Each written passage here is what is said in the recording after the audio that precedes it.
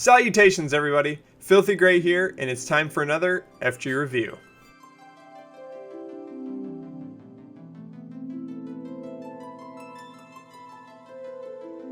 Today we are going to talk about the Final Fantasy VII Remake. For those of you that don't know, Final Fantasy VII was a game that Square Enix made back in 1997.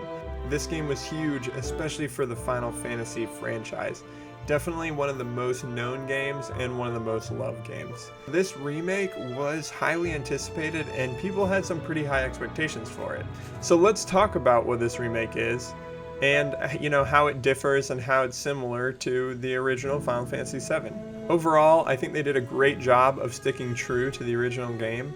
With only a few changes that you'll kind of notice as you play through it, they really just dove deeper into the story and really brought more of the game to life rather than just giving us a whole new game or just completely redoing the games shot for shot. Now this game is only technically a part 1 and I don't know how many parts there will be, but the Final Fantasy Remake just focuses on the Midgar Saga, which is about the first 4 to 5 hours of the original game, but in this game it is a full 40-hour game.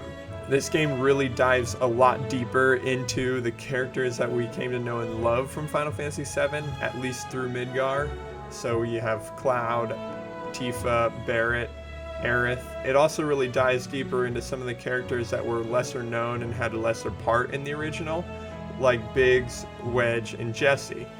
We really get to know these characters as well, not quite to the depth that we spend time with Cloud and Tifa and Barret, but much more than we did in the original game. The game has totally improved graphics. The graphics look amazing for the most part. Everything with the characters and the foreground is just phenomenal. There are some sections where the background does look like it was actually ripped from the original Final Fantasy VII. So I don't know if that was intentional as a throwback or if it was just lack of time or what the deal was. It looks a little bit out of place, but I could understand it from a throwback, like this is the original background for the area. I can understand that if that's kind of what they were going for. But I think maybe for the future ones, they should just go all out for the foreground and the background, just because the foreground really does look so good.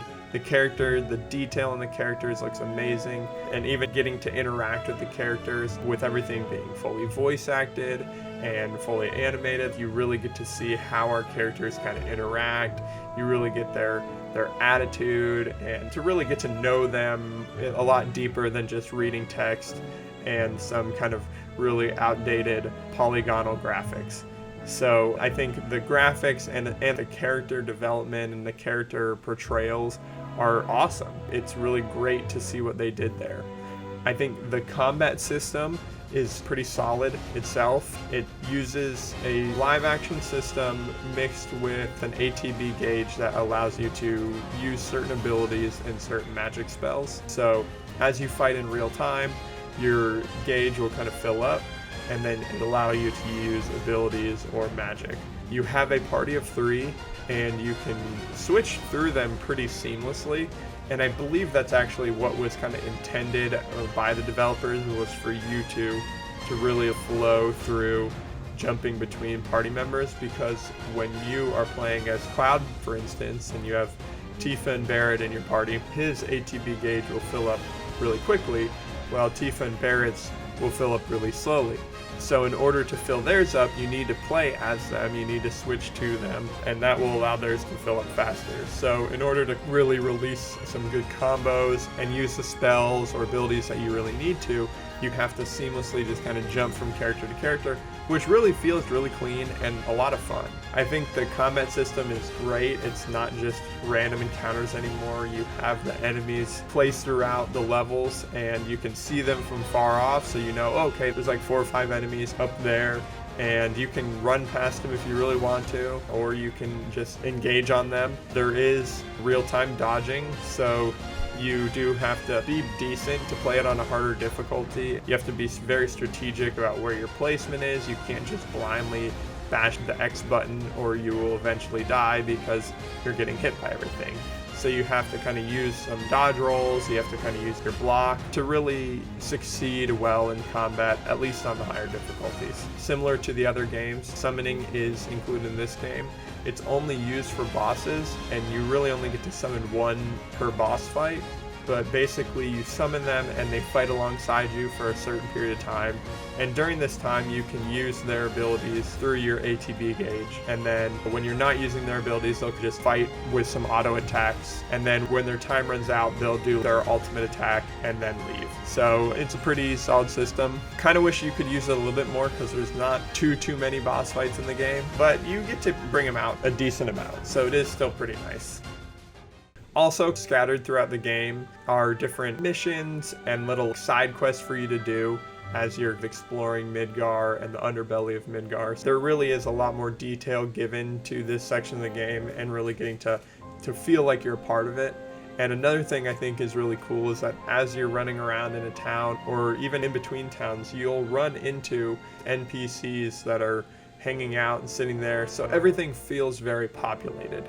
There's a lot of NPCs in the bigger towns, and as you're running by them, you'll hear conversations that they're having, and some of them might be relative, some of them might have nothing to do with what's going on. But it is really cool to not just feel like you're going into an empty town, and I think they really did a good job with that. So overall, I really like this game, and I think it's great. I think everybody should go out and try it. I'm going to give this game a 9.2. I think it's a great score for a great game. Obviously it's not perfect, there are some flaws here and there, but overall I loved playing this game. I could barely put it down. So thanks again everybody, I hope you liked this video. Please, if you did enjoy the video, go ahead and hit the like button and subscribe if you haven't yet, and leave me a comment. Let me know what you want me to review next. Let me know what you thought about this review. I'd love to hear from you, and I have kind of like a list of games I want to review, but I'm always willing to try some new ones. So if you want to see me do something, feel free to comment it and we'll maybe add it to the list. Thanks for watching, have a good night, and I love you all. Bye.